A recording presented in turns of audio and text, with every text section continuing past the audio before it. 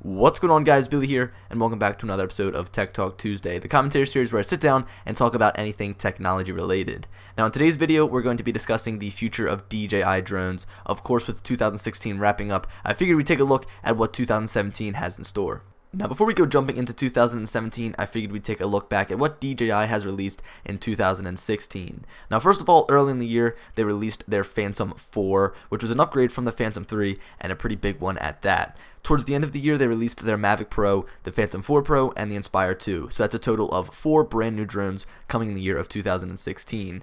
Now, aside from drones, they came out with the DJI Osmo Mobile, which was a mobile smartphone gimbal, which was awesome, very portable, and very easy to use. And on top of that, they also released a brand new DJI Go app for their new drones.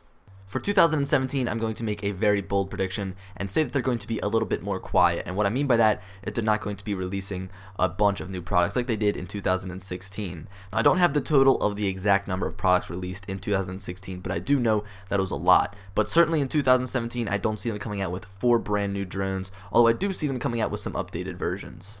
As far as accessories go in 2017, of course we will be seeing the DJI goggles and the Crystal Sky tablet that they have promised. Both of these are accessories for their brand new drones, and I could see them coming out anywhere within the first couple of months of 2017. But again, we barely have any information on those products. I think that DJI is really trying to ramp up the production of the Mavic as well as the Phantom 4 Pro and the Inspire 2, and they want to get those out to customers who have pre-ordered.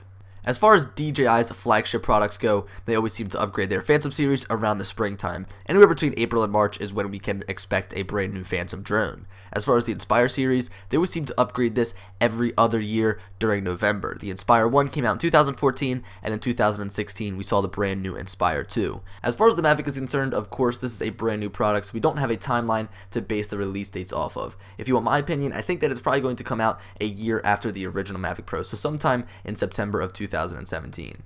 So to recap all of that information that I just threw at you guys, in 2017, I expect to see a brand new Phantom 5 as well as the Mavic Pro 2.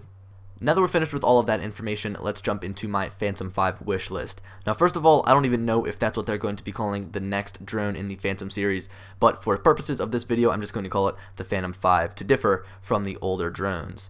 Now, I have a little list here written of some different features and different specs that I would like to see in this brand new Phantom 5 drone, so I'm going to read them off to you guys and go a little bit in depth. Now, first of all, I would love to see the same design. Honestly, if it's not broke, don't fix it. I think that the design is great, and they really haven't changed much since the Phantom 1, and it's been doing great. I would say leave the portability and folding arms to the Mavic Pro series. Next up, we're going to talk about upgrades to the camera. Now, in my opinion, the Phantom 4 Pro's camera is already overspec'd, as so many people don't have a 4K monitor to take advantage of that 4K footage. Right now, the standard is 1080p, and that's what so many people shoot in and render in. Now, although 4K isn't the standard just yet, I would love to see the Phantom 5 compact with a 5K camera. I love when companies push the edge and push the boundaries, and there are already a few monitors out on the market, such as the iMac 5K display and the LG Ultrafine 5K display that could take advantage of this footage. There are already cameras out there that can shoot all the way up to 8K, although those are fairly expensive. But again, I love cameras that will push the boundaries and push the industry standards. I think that if a drone comes out that will shoot 5K, people will be more inclined to upgrade to 4K because they feel left behind. Moving along, I have 4 more things on my wish list that are a bit smaller than the design and camera changes. First of all are top sensors. I think that adding full 360-degree obstacle avoidance would be a huge selling point. This would make the drone even smarter, especially during intelligent flight modes, and people would be more inclined to buy this product because of how smart it is. The one thing that I do see that would really pose a problem is the design. I think that it has a nice, beautiful shell along the top, and putting sensors along the top would just be an eyesore. Next up is a faster top speed and sport mode. Now, although this doesn't really come all in handy when you're trying to film something or shoot a nice slow cinematic shot, I love flying fast at times when I'm just messing around out in an open field. Anything over 50 miles an hour I think would be great with the Phantom 5. Every year when they come out with a brand new drone, they always seem to make it just a little bit faster by tweaking the motors, and I would love to see a faster drone come next year.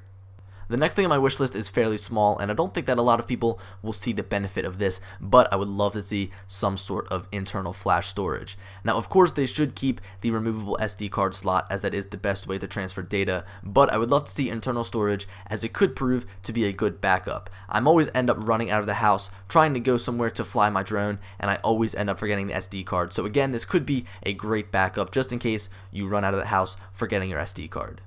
The final thing on my wish list is a removable camera slash gimbal.